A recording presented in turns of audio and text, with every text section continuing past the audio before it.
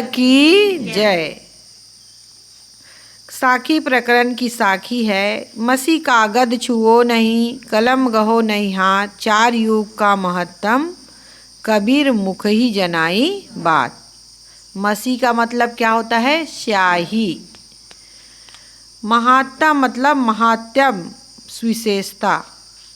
तो सदगुरु यहाँ गए, मैं स्याही और कागज नहीं छूता, कलम गहो नहीं हाथ, ना कलम हाथ में पकड़ता हूँ। चारों युगों में जिसकी महत्ता है मुझ उसकी बातें मुख से ही बता देता हूँ। उक्त साखी को लेकर कई विद्वान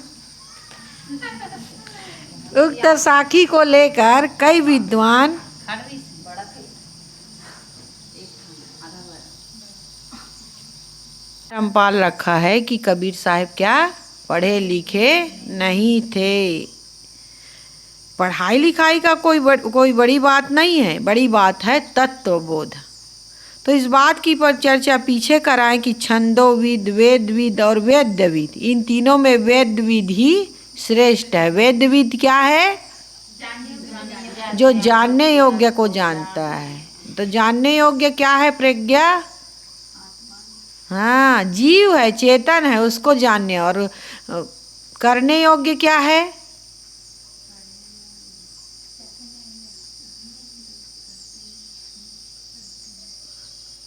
क्या है ममता? करने योग्य क्या है?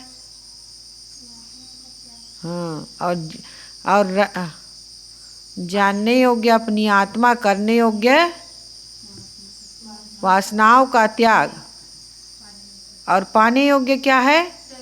स्वरूप की स्थिति। इसको याद रखना है। ऐसे याद रखते जाओ तब जानोगी नहीं। तो छंदोविद, वेदविद और वेद्यविद। तो छंदों के रहस्य को जानता है वो क्या है? छंदोविद है।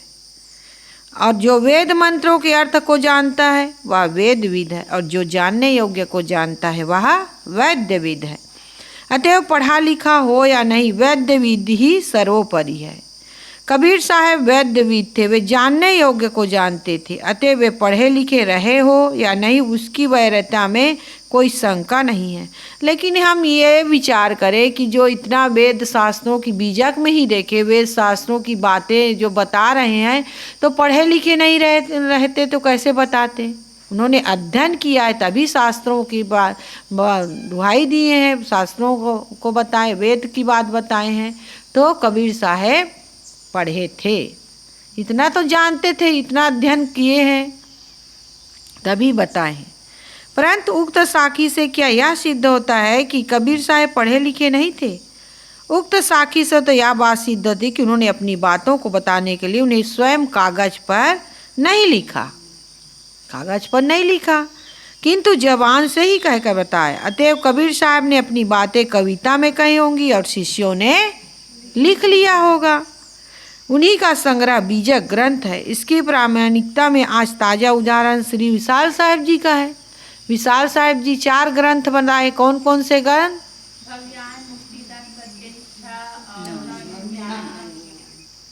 भवयान, मुक्ति द्वार, सत्यनिष्ठा और नवनियम। तो ये 4 ग्रंथ विशाल साहब जी का है, लेकिन वो लिखे नहीं है एक अक्षर। वो कहते थे ऐसे, और उनके शिष्य जो साहब लिख लिए। विशाल साहब का दिया जा सकता है। सदगुरु विशाल जो पारक सिद्धांत के महान मनीषी है और जिनका कार्यकाल ईसा की 20वीं शताब्दी है, अपने हाथों से उन्होंने एक अक्षर भी नहीं लिखा है। उन्होंने पद साखी बनाकर शिष्यों के सामने कह दिया और शिष्यों ने लिख लिया। इस प्रकार उसकी वाणियों से भव्यान, मुक्ति द्वार, सत्यनिष्ठा और नवनियम में 4 महान ग्रंथ निर्मित हुए। विशाल देव इन 4 ग्रंथों में एक शब्द भी अन्य का जोड़ा हुआ नहीं है। उन्हीं के बनाए सारे पद हैं, उन्हीं के संयोजित प्रसंग और प्रकरण हैं और उन्हीं के दिए ग्रंथों के नाम हैं। पूरा काल में ऐसे ऋषिगण होते थे जो केवल बोल देते थे और शिष्य ज्ञान लिख लेते थे। कहा जाता है कि पूरा महाभारत वेद व्यास जी ने केवल अपने मुख से बोला है। गणेश जी ने लिखा है। गणेश काल्पनिक व्यंग चित्र जैसा होने से यह बात विश्वसनीय ना हो तो भी आजकल के सभी बड़े अधिकारी एक चिट्ठी भी बोलकर अपने क्लर्क से लिखवाते हैं।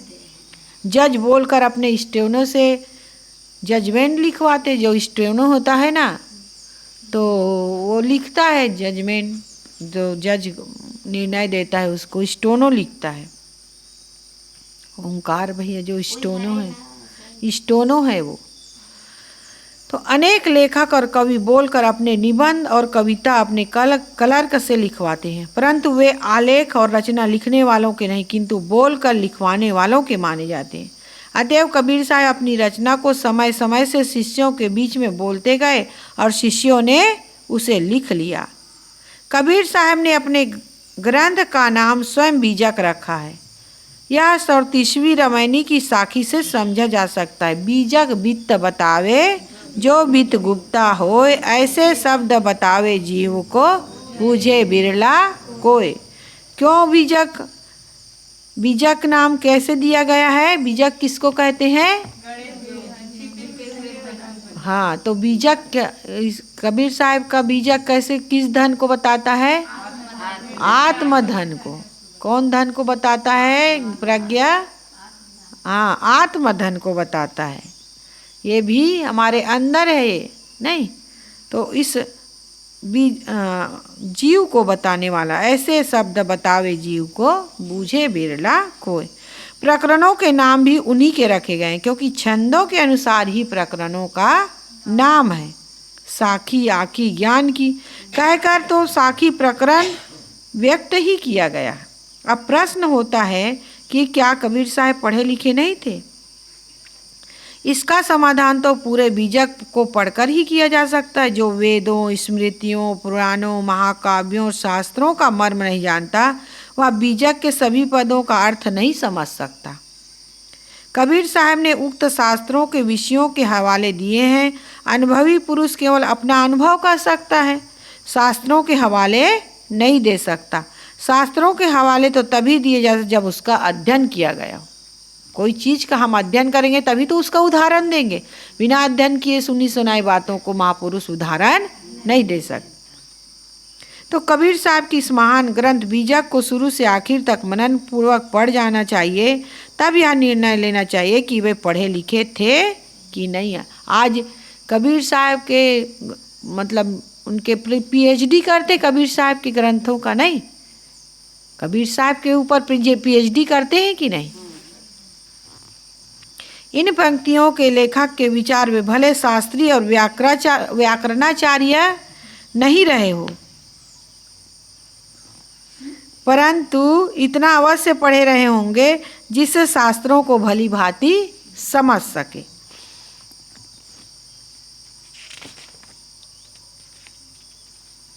तो कबीर साहब अपने हाथ से भले ना लिखे हो, लेकिन बोल के उनके शिष्य जब बोलते गए और उनके शिष्य लिखते गए। जैसे विशाल साहब आज के उदाहरण सामने हैं हमारे। सदगुरु अगली साखी में बता रहे हैं, फाम आगे फाम पाछे फाम दाहिने डेर, फाम पर जो फाम करे सो फाम है मेर। फाम का मतलब क्या होता है? सावधानी, अक्ल, समझ। डेरी यानी डेरी बायां, डेरी कहते हैं डेरी हाथ, छत्तीसगढ़ी शब्द है। कबीर साहब छत्तीसगढ़ में आए थे तो कहे होंगे, डेरी शब्द सुने होंगे डेरी, क्योंकि कबीर साहब देखते थे वही लिखते थे, बोलते थे वही लिखा जाता था। तो फाम आगे फाम पाछे फाम दाहिने डेर, फाम पर जो फाम करे सो फाम है मेर। जो व्यक्ति आगे पीछे दाहिने और बाएं समझ और सावधानी का प्रयोग करता है तथा सावधानी पर सावधानी बरतता है वह मानो मेरी तरह सावधान रहता है। रघुपति सहाय फिराक गोरखपुरी उर्दू काव्य के महान कवि हो गए। उन्होंने लिखा है कि कबीर के सिर से पैर तक मानो आंखें ही आंखें थी, जो कभी झपकती नहीं थी। सचमुच तो समझ, अकल और सावधानी का इतना बड़ा प्रयोग करने वाला व्यक्ति कभी कभी कोई होता है। उक्त साखी कितनी मार्मिक है। गुरुदेव कहते हैं कि आगे पीछे दाएं बाएं सर्वत्र समझदारी का प्रयोग करो। इतना जागते रहो कि समझ पर समझ रखो, सावधानी पर सावधानी रखो। वस्तुतः सावधानी ही साधना है। सावधानी हटी की दुर्घटना घटी। या रेलवे यार्ड का बोर्ड केवल वही के लिए सार्थक नहीं है, किंतु हृदय यार्ड के लिए ज़्यादा सटीक है। क्योंकि हम सावधान नहीं होंगे तो फिर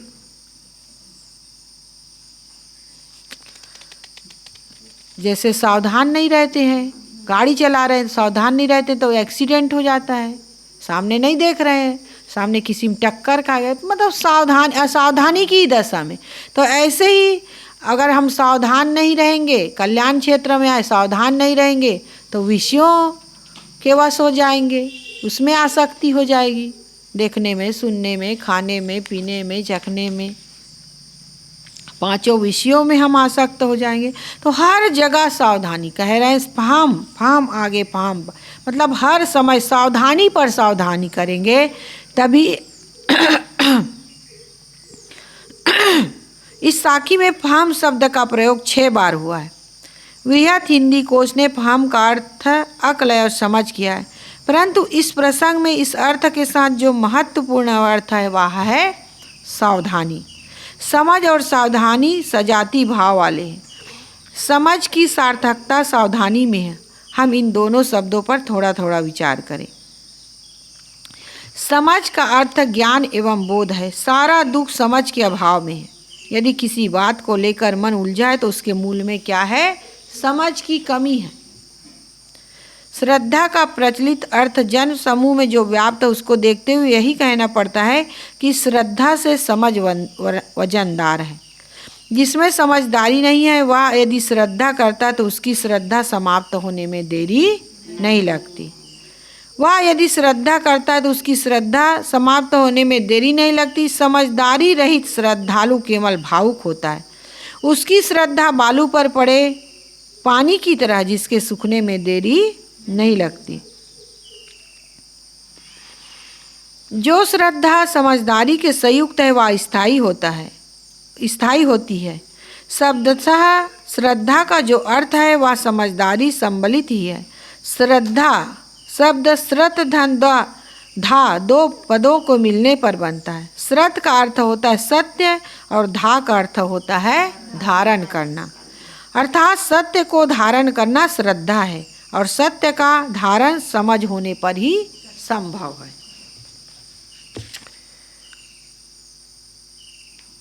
जो समझता है कि सत्य क्या है असत्य क्या है वही असत्य को छोड़कर सत्य धारण कर सकता है। सच्ची समझदारी होने से श्रद्धा अपने आप हो जाती है। जो सत्य के महत्व को समझ लेगा उसमें सत्य अपने आप धारण हो जाएगा।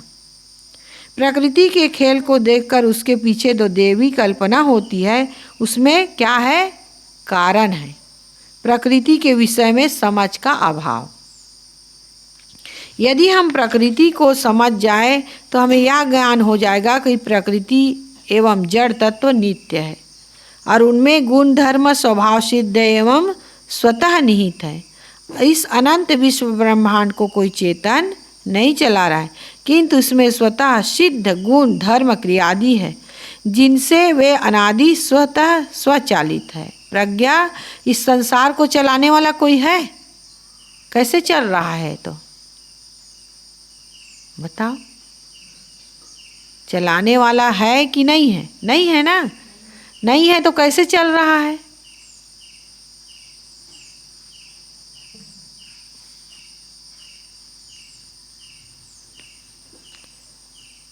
कैसे चल रहा है शीलप्रिया?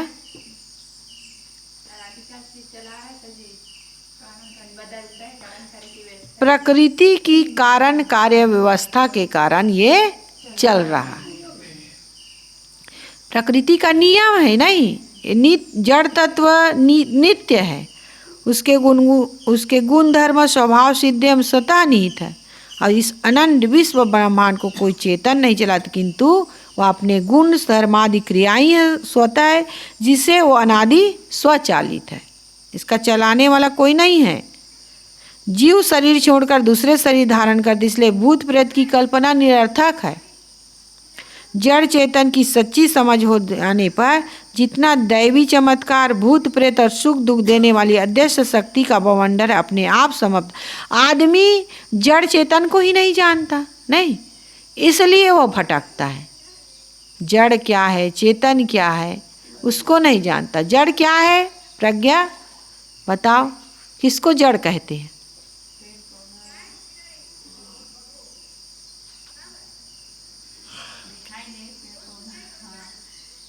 ये सब जो दिख रहा है ना, ये जड़ है। ये पांच तत्व का क्या है? जड़ है, नहीं। ये शरीर भी जड़ है, इसमें चेतन है तब ये क्रिया हो रही है। जैसे पेड़ पौधे, उसमें तो थोड़ा क्रिया है, लेकिन जानता नहीं है वो। उसको काट दो तो वो नहीं कहता कि मत काटो मुझे दर्द हो रहा है, नहीं, जानने की शक्ति नहीं है उसमें। तो जो जानता है वो क्या है? चेतन है। जानने वाला कौन है? चेतन है। ये चेतन है, जीव है, आत्मा है, तभी हम सब कुछ को जान रहे हैं। तो ये चेतन और जड़, तो जब तक चेतन, जड़ और चेतन की परख नहीं होगी, जड़ और चेतन को हम नहीं जानेंगे, तब तक ये जो भूत प्रेत, देवी चमत्कार, सुख दुख देने वाले अदृश्य शक्ति, इसका सब कल्पना करते हैं लोग कि भाई कोई है जो इस संसार को चला रहा है, हमें सुख दुख देने वाला है, भूत है, प्रेत है, लेकिन ऐसा नहीं है। जब बोध हो जाता है कि जीव के कर्म ही उसके सुख दुख के कारण होते हैं, सही मतलब जब ये जड़ चेतन का ज्ञान हो जाता है तो ये सब चीज़ समाप्त हो जाता है। तो जीव के तब पता चलता है कि जीव के कर्म ही उसके सुख दुख के कारण होते हैं। और सही समझ हो जाने पर अपने आप साफ हो जाता है कि परमात्मा या मोक्ष अपनी आत्मा से कहीं कुछ अलग नहीं है जो मिलता हो। वस्तुतः सारी कामनाओं का त्याग करके, अभी बताए ना कि करने योग्य क्या है? वासनाओं का त्याग। अब वासनाओं का त्याग करोगे तभी स्वरूप स्थिति प्राप्त होगी। तो पहले क्या है? जानने योग्य को हमें जानना है। तो जानने योग्य क्या है? क्या है? हाँ, अपनी आत्मा है। जानने योग्य अपनी आत्मा है, चेतन है, उसको जान लिए। और वासनाओं जो करने योग्य है, वासनाओं का त्याग करके पाने योग्य क्या है? अपनी स्वरूप स्थिति, तभी स्वरूप स्थिति मिलेगी। वस्तुतः सारी कामनाओं का त्याग करके स्वरूप स्थिति ही अध्यात्म की सर्वोच्च दशा है। सच्ची समझ वाला व्यक्ति कहीं व्यवहार में उलझता नहीं। सच्ची समझ का अर्थ है कि वह वस्तुओं, प्राणियों और व्यवहारों का उचित ग्रहण और त्याग जानता है। सच्ची समझ का अर्थ क्या है?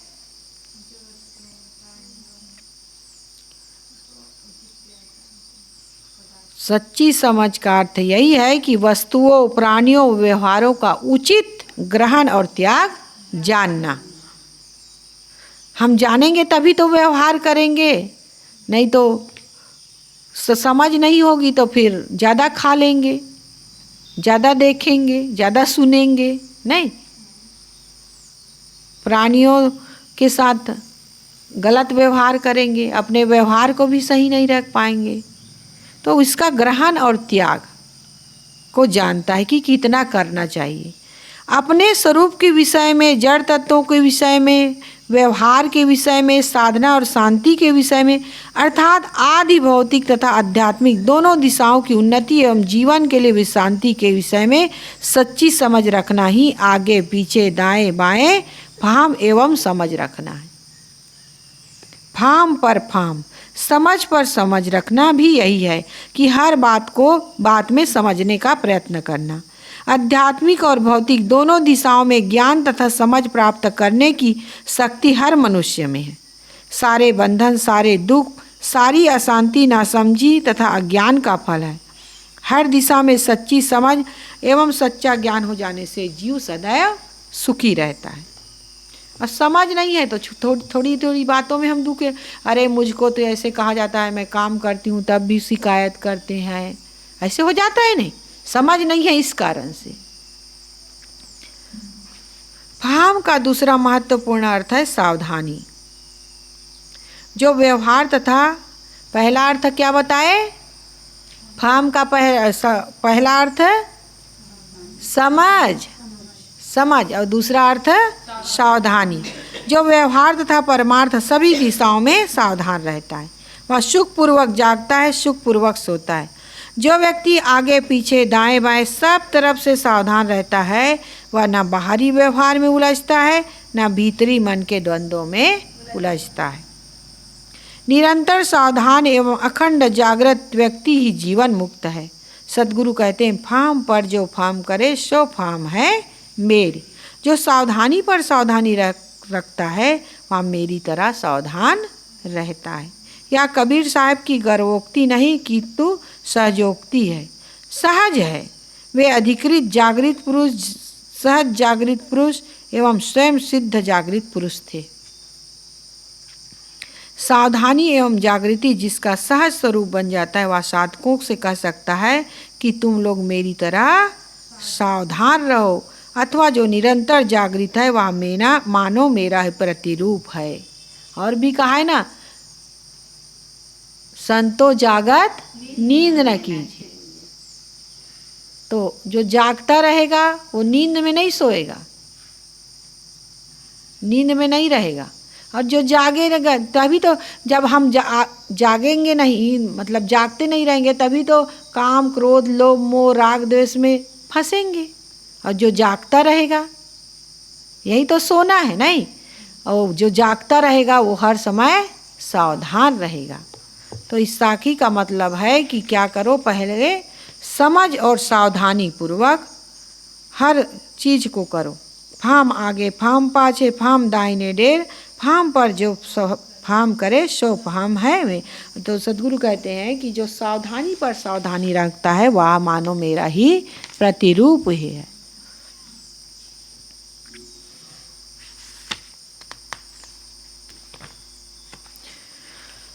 इतना ही पढ़ेंगे।